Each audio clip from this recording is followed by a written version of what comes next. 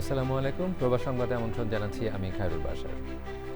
শুরুতে জানিয়ে দিচ্ছি ফ্রেমওয়ার্ক ফাইন্যান্স লিমিটেড প্রবাস সংবাদ শিরোনাম। উন্নয়ন সহযোগীদের কাছে $2 বিলিয়ন সহযোগিতা চাইলেন প্রধানমন্ত্রী। জ্বালানি সংকট মোকাবেলা ও অর্থনৈতিক স্থিতিশীলতা আনার লক্ষ্য। পারস্য উপসাগর, লোহিত ও ওমান সাগরে বাণিজ্যিক জাহাজ চলাচল বন্ধের হুঁশিয়ারি ইরানের। যুদ্ধ দীর্ঘায়িত হলে বৈশ্বিক অর্থনীতিতে মন্দার আশঙ্কা করছে IMF। এবং এখন থেকে প্রকল্প গ্রহণে বিএনপি নির্বাচনী প্রতিশ্রুতির 31 দফাকে অগ্রাধিকার দেবে বিশ্বব্যাংক। ওয়াশিংটনে অর্থমন্ত্রীর সঙ্গে সংস্থা প্রেসিডেন্টের বৈঠক।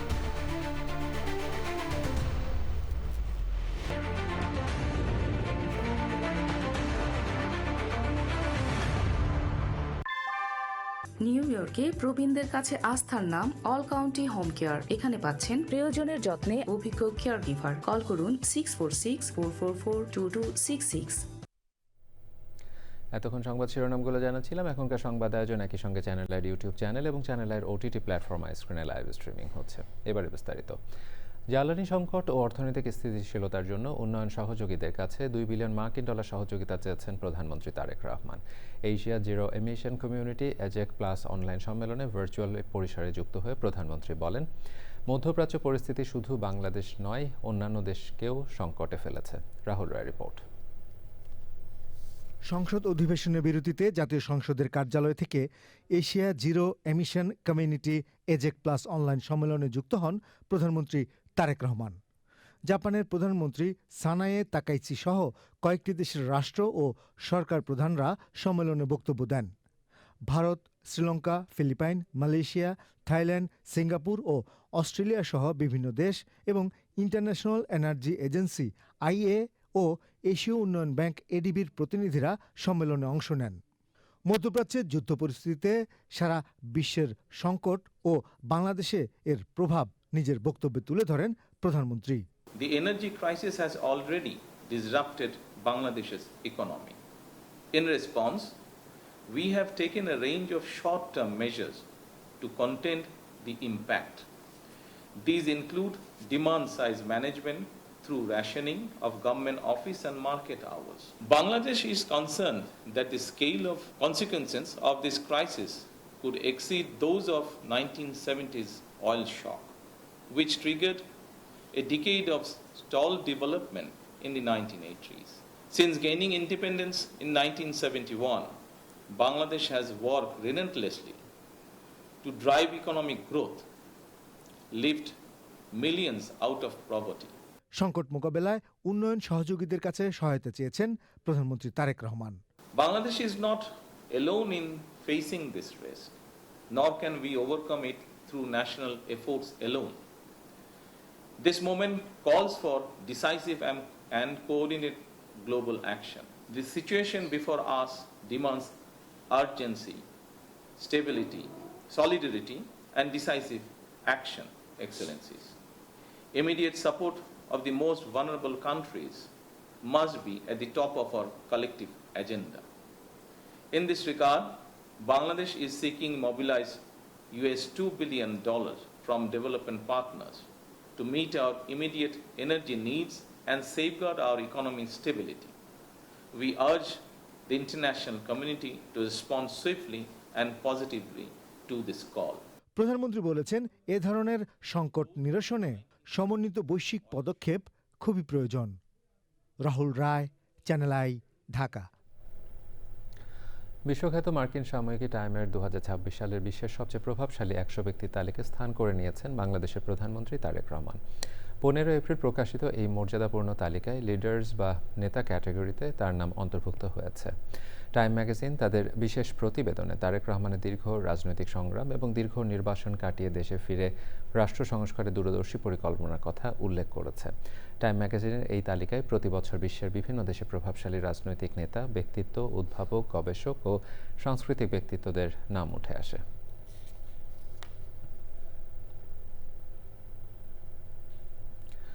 ইরানের সেনাবাহিনী হুঁশিয়ারি করেছে, যুক্তরাষ্ট্র ইরানের বন্দরগুলোতে নৌ অবরোধ চালিয়ে গেলে তারা লোহিত সাগর, পারস্য উপসাগর ও ওমান সাগরে বাণিজ্যিক জাহাজ চলাচল বন্ধ করে দেবে। মার্কিন প্রেসিডেন্ট ডোনাল্ড ট্রাম্প ইঙ্গিত দিয়েছেন ইরানের সঙ্গে শীঘ্রই দ্বিতীয় দফা সরাসরি আলোচনা শুরু হতে পারে। ইরানকে ঘিরে সংঘাত আরও বাড়লে বৈশ্বিক অর্থনীতি মন্দার দিকে চলে যেতে পারে বলে সতর্ক করেছে IMF।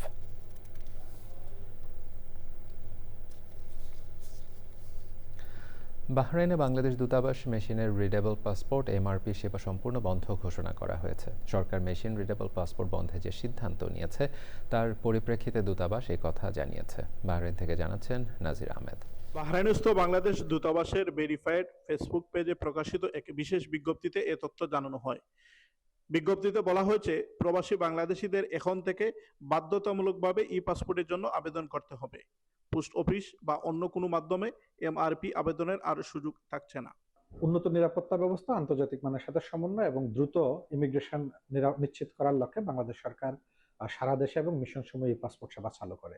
সেই সিদ্ধান্তের প্রেক্ষিতে আমরা বাহরাইনে যে সকল প্রবাসী বাংলাদেশি সম্মানিত নাগরিকগণ আছেন তাদেরকে আমরা এই বিষয়টি অবহিত করার জন্য আমরা একটি বিজ্ঞপ্তি ইস্যু করেছি যে এই মুহূর্তে সকল প্রকার MRP সেবা বন্ধ রয়েছে এবং তাদেরকে পাসপোর্ট সেবা গ্রহণের আমরা আহ্বান জানিয়েছি। বাংলাদেশ সরকারের সিদ্ধান্ত অনুযায়ী সব প্রবাসীকেই ধীরে ধীরে পাসপোর্টের আওতায় আনা হচ্ছে। বর্তমানে বাহরাইনে প্রায় 1,30,000 প্রবাসী বাংলাদেশি বসবাস করছেন। ইতিমধ্যে প্রায় 46,000 প্রবাসী পাসপোর্ট গ্রহণ করেছেন। বাংলাদেশ সরকারের সিদ্ধান্ত অনুযায়ী এখন থেকে প্রত্যেক প্রবাসীকেই পাসপোর্ট করতে হবে, কিন্তু অনেক প্রবাসীরই জন্ম নিবন্ধন এবং NID কার্ডের সাথে পাসপোর্টের তথ্যগত মিল না থাকায় অনেকেই সমস্যার সম্মুখীন হবেন বলে আশঙ্কা করছেন। নাজির আহমেদ, চ্যানেল আই, বাহরাইন।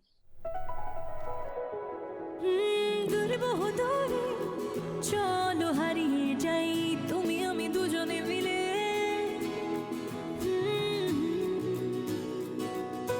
মিষ্টি মিষ্টি আদরে ভালোবাসার চাদরে হারিয়ে যাই দূরে বহুদূরে।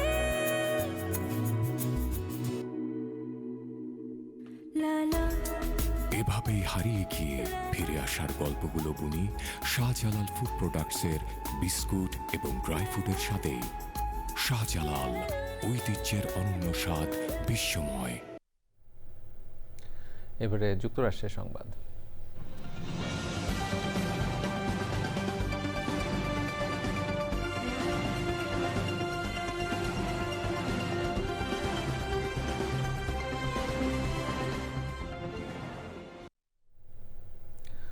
মার্কিন প্রেসিডেন্ট ডোনাল্ড ট্রাম্পের যুদ্ধে জড়ানোর ক্ষমতা কমাতে সিনেটে প্রতি সপ্তাহে ভোটাভুটি ঘোষণা দিয়েছেন ডেমোক্র্যাটরা। সিনেট মাইনরিটি লিডার চাক শুমার অভিযোগ করেন, রিপাবলিকানরা সিনেটকে দলীয় সার্কাসে পরিণত করেছেন। অন্যদিকে আইন প্রয়োগকারী সংস্থার জন্য প্রয়োজনীয় বাজেট আটকে দিয়ে সিনেটে বিশৃঙ্খলার জন্য ডেমোক্র্যাটদের দায়ী করেছেন সিনেটের majority leader John Thune. Laila নওশিনের রিপোর্ট। ইরানের সাথে 6 সপ্তাহেরও বেশি সময় ধরে চলা যুদ্ধে সাময়িক বিরতি চললেও নতুন কৌশল হিসেবে দেশটির নৌবন্দর অবরোধ করেছে যুক্তরাষ্ট্র। হরমুজ প্রণালীকে কেন্দ্র করে এই পদক্ষেপ শুধু ইরান নয়, বৈশ্বিক জ্বালানি সরবরাহ ও অর্থনীতিতে বড় ঝুঁকি তৈরি করেছে। এমন পরিস্থিতিতে ক্যাপিটল হিলে সংবাদ সম্মেলন করেন সিনেট ডেমোক্র্যাটরা।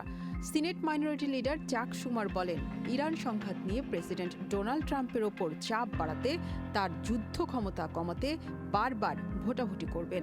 রিপাবলিকানরা ট্রাম্পের ভয়ে যুদ্ধের বিরুদ্ধে অবস্থান নিতে পারছেন না বলে অভিযোগ করেন নিউ ইয়র্কের Democrat senator Schumer. Senator Tammy Baldwin বলেন, এই সংঘাত তো যুক্তরাষ্ট্রকে নিরাপদ করেনি, বরং পরিস্থিতি পুরোপুরি নিয়ন্ত্রণের বাইরে চলে গেছে। আরেক সিনেটর টেমি ডাকওয়ার্থ হরমুজ প্রণালী অবরোধের সমালোচনা করে বলেন, এটি একটি বিপজ্জনক পদক্ষেপ যার কোনো যৌক্তিকতা নেই। চলমান সংঘাতকে ট্রাম্পের পছন্দের যুদ্ধ উল্লেখ করে তিনি আরও বলেন, যুদ্ধের পরিণতি কি হবে তা ট্রাম্প নিজেই জানেন না। সংবাদ সম্মেলনে তেলের দাম বাড়ার জন্য ট্রাম্পকে দায়ী করেন ডেমোক্র্যাট সিনেটররা। ডেমোক্র্যাটদের সমালোচনা ও অভিযোগের জবাবে সিনেটের সংখ্যাগরিষ্ঠ নেতা রিপাবলিকান জন থুন বলেন, ইরানে সামরিক অভিযান অসাধারণ সফল হয়েছে। এই অভিযানের লক্ষ্য ছিল হরমুজ প্রণালী নিরাপদ রাখা। Laila Nowshin, channel i. New York City mayor Zohran Mamdani, deputy mayor Julie Su এবং New York City economic development corporation যৌথভাবে মুদি দোকানের জন্য লা মার্কেটার নামে নাম ঘোষণা করেছেন। পূর্ব হার্লেমের ৯,০০০ বর্গফুটে দোকানটি নতুন করে নির্মাণ করা হবে এবং 2029 সালের মধ্যে চালু হবে। শহরের মালিকানাধীন প্রথম মুদি দোকানটি 2027 সালের শেষ দিকে চালু হবে বলে আশা করা হচ্ছে। মামদানি প্রশাসন মেয়রের প্রথম মেয়াদ শেষ হওয়ার মধ্যে প্রতিটি বড়তে একটি করে দোকান খোলার পরিকল্পনা করেছে। গত এক দশকে নিউ ইয়র্ক সিটিতে মুদি পণ্যের দাম প্রায় 66% বেড়েছে। শহরের মালিকানাধীন মুদি উদ্যোগটির উদ্দেশ্য হল সরকারি মালিকানার মাধ্যমে নিত্য প্রয়োজনীয় পণ্যের ব্যয় কমানো। কর্তৃপক্ষ বলছে এই উদ্যোগ নিউ ইয়র্কবাসীর অর্থ সাশ্রয় করবে এবং শহর জুড়ে পাড়া মহল্লার খাদ্য প্রাপ্তির সুযোগকে শক্তিশালী করবে।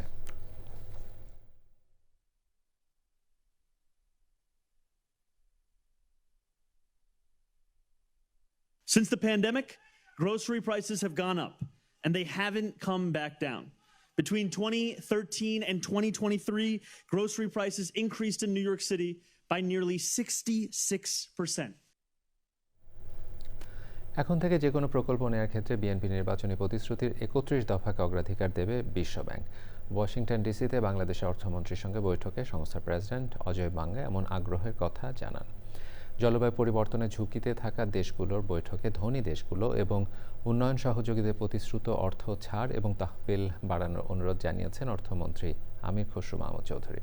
ওয়াশিংটন ডিসি থেকে রিজভিন আওয়াজের রিপোর্ট। বিশ্বব্যাংক গ্রুপের বসন্তকালীন বৈঠকের দ্বিতীয় দিনে বাংলাদেশের অর্থমন্ত্রীর সঙ্গে বৈঠক করেছেন অজয় বাঙ্গা। সৌজন্য সাক্ষাতের বাইরে গিয়ে বহুজাতিক সংস্থাগুলোর প্রেসিডেন্টের সঙ্গে বাংলাদেশ ব্যাংকের গভর্নর, অর্থ সচিব, এনবিআর চেয়ারম্যান এবং ইআরডি সচিবকে নিয়ে সাম্প্রতিক সময়ে বাংলাদেশের অর্থমন্ত্রীর বৈঠকটি কিছুটা ব্যতিক্রম বলা চলে। নির্বাচিত সরকারের প্রতি উন্নয়ন সহযোগীদের পূর্ণ আস্থার প্রতিফলন এটা, বলছেন অর্থমন্ত্রী। আমাদের পুরো প্রোগ্রামটাকে তারা যেটা ওয়ার্ল্ড ব্যাংকের বর্তমান প্রোগ্রামের মধ্যে অন্তর্ভুক্ত না, তারা মনে করছে এটা অন্তর্ভুক্ত হওয়া দরকার এবং এটার জন্য তারা প্রয়োজনে একটা পোর্টফোলিও করার কথা চিন্তা করছে। আলোচনা হবে আর অনেক কিছু, বাট এটাও একটা আমার মনে হয় আমাদের কর্মসূচির প্রতি তাদের সমর্থন। সবচেয়ে আনন্দের বিষয় হচ্ছে আমাদের যে প্রোগ্রাম, আমাদের ম্যানিফেস্টো যেটা বলা হয়েছে, এটার সাথে তারা অ্যালাইন। জলবায়ু পরিবর্তনের ঝুঁকিতে থাকা 20টি দেশের মন্ত্রী পর্যায়ের বৈঠকেও নেতৃত্বের ভূমিকা ছিল বাংলাদেশ।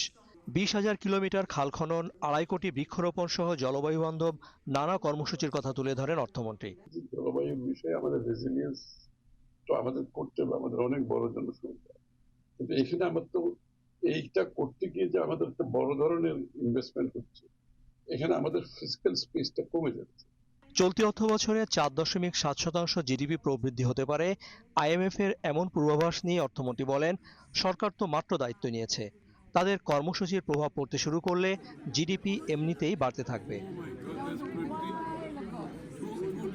12 ফেব্রুয়ারি নির্বাচনের আগে বিএনপি যে 31 দফা প্রতিশ্রুতি দিয়েছিল ইশতেহারে, এরই মধ্যে তার বেশ কয়েকটি কৃষক কার্ড, ফ্যামিলি কার্ডের মতো জনকল্যাণমূলক কর্মসূচিগুলো বাস্তবায়ন শুরু হয়ে গেছে এবং এটি বিশ্বব্যাংক সহ আন্তর্জাতিক উন্নয়ন সহযোগীদের নজরে এসেছে।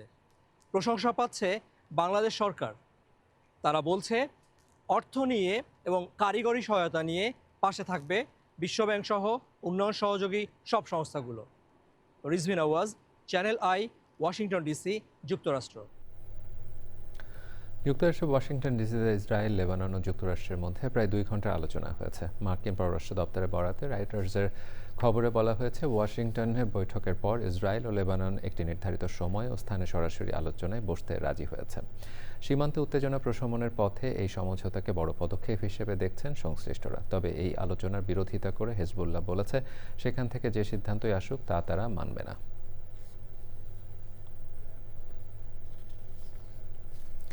যুক্তরাষ্ট্রের নিউ জার্সি রাজ্যের বেঙ্গল ক্লাব অফ আটলান্টিক সিটির উদ্যোগে বর্ষবরণ উৎসব ও বৈশাখী মেলা হয়েছে।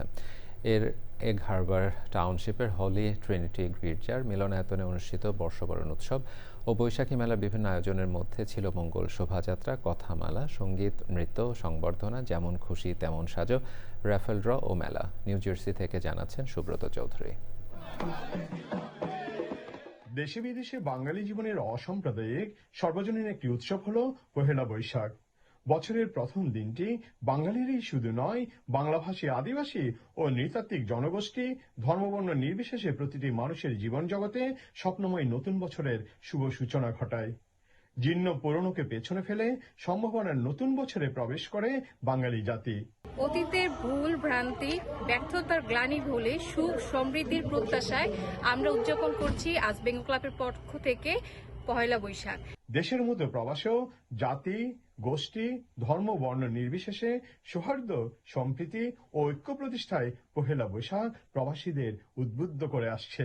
বৈশাখের রঙে এক হারবার সিটি রঙিন। বৈশাখ মানে বাঙালি, আর বাঙালি মানে আমরা বাংলাদেশি। বেঙ্গল ক্লাবের পক্ষ থেকে সবাইকে জানাচ্ছি বাংলা বর্ষের শুভ নববর্ষ।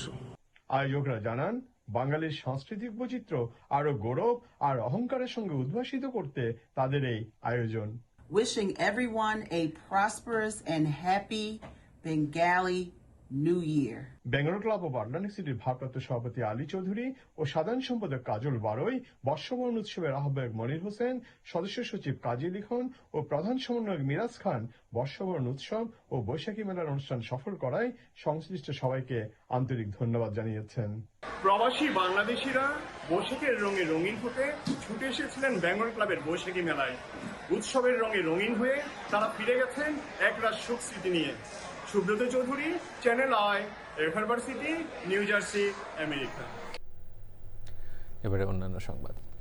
আন্দামান সাগরে একটি ট্রলার ডুবে বাংলাদেশি ও রোহিঙ্গা শরণার্থী সহ কমপক্ষে 250 জন নিখোঁজ রয়েছেন। তাদের মধ্যে চট্টগ্রামের বাঁশখালী উপজেলার 5 জন রয়েছেন। দুর্ঘটনার কয়েকদিন পর ভাসমান অবস্থায় 6 বাংলাদেশি ও 3 রোহিঙ্গা শরণার্থীকে জীবিত উদ্ধার করে বাংলাদেশ কোস্টগার্ড। এই ঘটনায় শোক জানিয়েছে জাতিসংঘের শরণার্থী বিষয়ক সংস্থা UNHCR এবং আন্তর্জাতিক অভিবাসন সংস্থা IOM। শাকির আদনানের রিপোর্ট। উদ্ধার হওয়াতে বরাতে জানা যায়, গত 4 এপ্রিল তানজিনা সুলতানা নামের ট্রলারটি বাংলাদেশের টেকনাফ থেকে যাত্রা করে মালয়েশিয়ার উদ্দেশ্যে যাচ্ছিল। 8 দিনের মাথায় আন্দামান সাগরে প্রচণ্ড বাতাস ও উত্তাল ঢেউয়ের কবলে পড়ে ট্রলারটি। ধারণ ক্ষমতার অতিরিক্ত যাত্রী বোঝাই থাকায় ভারসাম্য হারিয়ে সেটি সমুদ্রে ডুবে যায়। দুর্ঘটনার কয়েকদিন পর ভাসমান অবস্থায় রোহিঙ্গা ও বাংলাদেশি সহ কয়েকজনকে জীবিত উদ্ধার করে বাংলাদেশ কোস্টগার্ড। জাতিসংঘের শরণার্থী বিষয়ক সংস্থা UNHCR এবং আন্তর্জাতিক অভিবাসন সংস্থা IOM বিবৃতিতে বলেছে, মর্মান্তিক ঘটনাটি দীর্ঘমেয়াদী বাস্তুচ্যুত এবং রোহিঙ্গাদের জন্য টেকসই সমাধানের অভাবের এক ভয়াবহ পরিণতি। মিয়ানমারের রাখাইন রাজ্যে চলমান সহিংসতা অদূর ভবিষ্যতে রোহিঙ্গাদের নিরাপদে বাড়ি ফেরার আশা ম্লান করে দিয়েছে। আন্তর্জাতিক সংস্থা দুটি বলছে, বিদেশে ভালো বেতনের আশা এবং পাচারকারীদের ভুল তথ্য মানুষকে এ ধরনের বিশাল ঝুঁকি নিতে প্রলুব্ধ করে। এ ঘটনায় জড়িত থাকার অভিযোগে 6 দালালকে গ্রেপ্তার করে কারাগারে পাঠিয়েছে টেকনাফ থানা police. Shakir Adnan, channel I.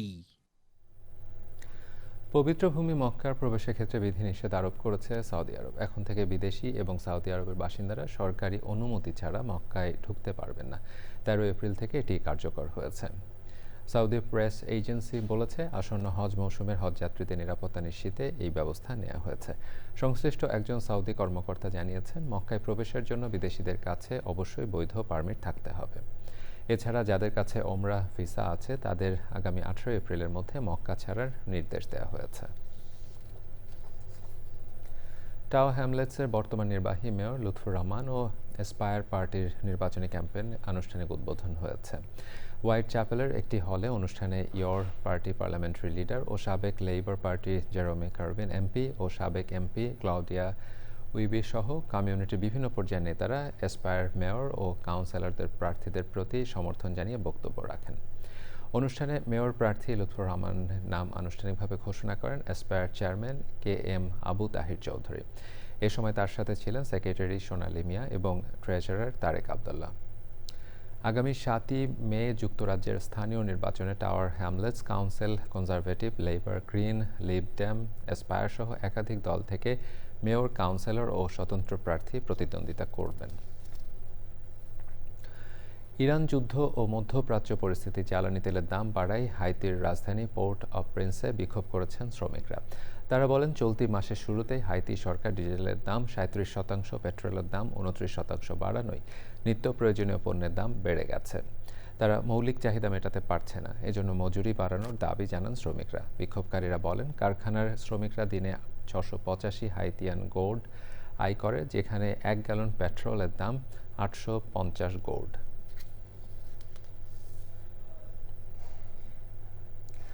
Nigeria বাণিজ্যিক রাজধানী লগোসে এর ল্যান্ডমার্ক সেন্টারে চলছে ফার্মা ওয়েস্ট আফ্রিকা মেলা। ফার্মা ওয়েস্ট মেলা বিশ্বের অন্যান্য দেশের পাশাপাশি পশ্চিম আফ্রিকার দেশগুলো ফার্মাসিউটিক্যাল সেক্টরে ব্যবসায়ীদের সাথে ব্যবসায়িক যোগাযোগ বৃদ্ধির সুযোগ সৃষ্টি করেছে। 3 দিনব্যাপী এই বাণিজ্যিক মেলায় বিশ্বের প্রায় 50টি দেশের 250টি ফার্মাসিউটিক্যাল সরবরাহকারী প্রতিষ্ঠান অংশ নিচ্ছে।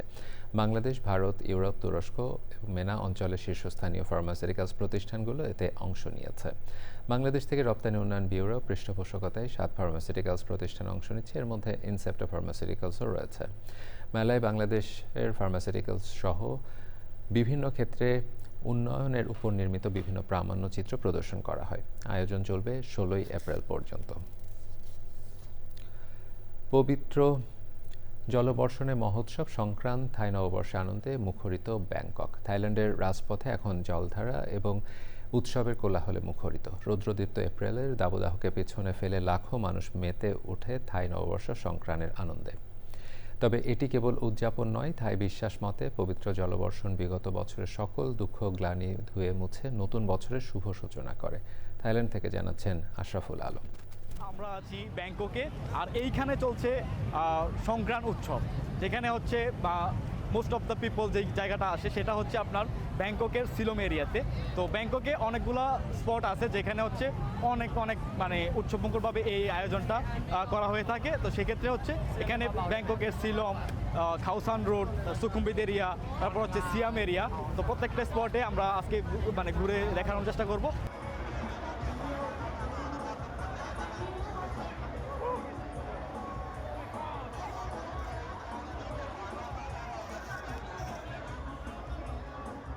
এখন অবধি ব্যাংককে শুধু সংক্রান্ত, ব্যাংকক বলতে থাইল্যান্ডে এখন অবধি সংক্রান্ত উপলক্ষে টোটাল 7 লক্ষেরও বেশি মানুষ অংশগ্রহণ করেছে। ধারণা করা হচ্ছে টোটাল সর্বমোট 23 লক্ষেরও বেশি মানুষ এই সংক্রান্তে জয়েন করবে। Ashraful Alam, channel i, Bangkok, Thailand. Australia মেলবোর্নে বসবাসরত বাংলাদেশি চিকিৎসকদের সংগঠন বাংলাদেশ মেডিকেল সোসাইটি অফ ভিক্টোরিয়ার উদ্যোগে অনুষ্ঠিত হয়েছে 2 দিনব্যাপী বর্ণাঢ্য আয়োজন।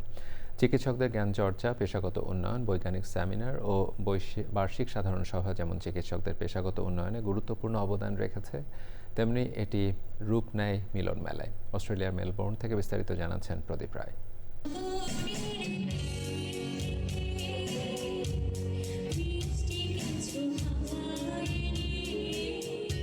মেলবোর্নে বসবাসরত বাংলাদেশি চিকিৎসকদের অন্যতম সংগঠন Bangladesh medical society of Victoria. সংগঠনের উদ্যোগে সম্প্রতি অনুষ্ঠিত হয়েছে 2 দিনব্যাপী অনুষ্ঠান। মেলবোর্ন কনভেনশন সেন্টারে অনুষ্ঠিত প্রথম দিনের আয়োজনটি চিকিৎসকদের জ্ঞান চর্চা ও পেশাগত উন্নয়নের এক গুরুত্বপূর্ণ মঞ্চ হিসেবে গুরুত্ব বহন করে। এছাড়াও অনুষ্ঠিত হয়েছে সায়েন্টিফিক সেমিনার ও বার্ষিক সাধারণ সভা, যা চিকিৎসকদের পেশাগত উন্নয়নের ক্ষেত্রে গুরুত্বপূর্ণ অবদান রাখে। সেমিনারে চিকিৎসা বিজ্ঞানের সাম্প্রতিক অগ্রগতি এবং গবেষণার ধারা এবং আধুনিক চিকিৎসা পদ্ধতি নিয়ে আলোচনা করা হয়। এই সময় অস্ট্রেলিয়া ও প্রবাসের অভিজ্ঞ চিকিৎসকরা সেমিনারে অংশ নিয়ে তাদের অভিজ্ঞতা বিনিময় করেন। পরের দিন কিসবরো সেকেন্ডারি কলেজ ব্যাংশিয়ায় আয়োজিত অনুষ্ঠানটি রূপ নেয় সাংস্কৃতিক বিনিময় ও পারিবারিক বন্ধনের এক প্রাণবন্ত মিলন মেলায়। আয়োজনের প্রধান আকর্ষণ ছিল বার্ষিক অ্যাওয়ার্ড বিতরণ, বর্ণাঢ্য সাংস্কৃতিক অনুষ্ঠান এবং সবশেষে গালা ডিনার। প্রতিষ্ঠার 1 দশক পূর্তিতে সামনে রেখে অনুষ্ঠান শুরু হয় চিকিৎসকদের স্মৃতিচারণের মধ্য দিয়ে। নিজেদের পেশাগত অভিজ্ঞতা ও অর্জনের কথা তুলে ধরেন তারা। একই সঙ্গে নতুন ফেলোশিপ প্রাপ্ত চিকিৎসকদের সংবর্ধনা জানানো হয়। স্থানীয় শিল্পীদের পরিবেশিত গান, সঙ্গীত ও নাট্য পরিবেশনা অনুষ্ঠানে ভিন্ন মাত্রা যোগ করে। অনুষ্ঠানের অন্যতম আকর্ষণ ছিল উইলিয়াম শেক্সপিয়ারের নাটক ওথেলোর মঞ্চায়ন। মেলবোর্নে এই নাটকের এমন উপস্থাপনা ছিল এবারেই প্রথম, যা দর্শকদের মধ্যে সাড়া ফেলে।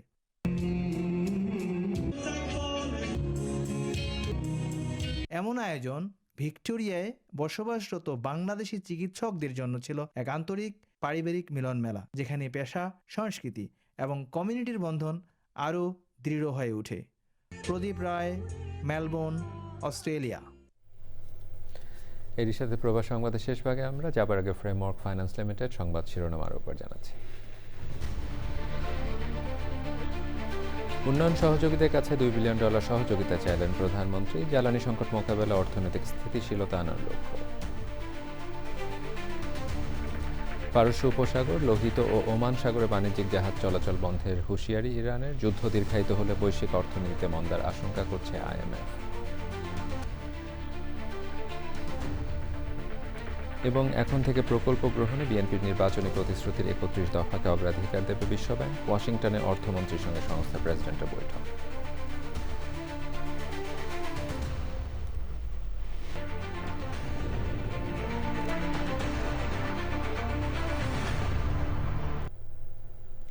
দেশের সবচেয়ে জনপ্রিয় টেলিভিশন চ্যানেল আই এর সর্বশেষ সংবাদ জানতে ভিজিট করুন channelionline.com। আমাদের সোশ্যাল মিডিয়া প্ল্যাটফর্মগুলোর পাশাপাশি যুক্ত থাকুন ওটিটি প্ল্যাটফর্ম আইস্ক্রিনের সাথে।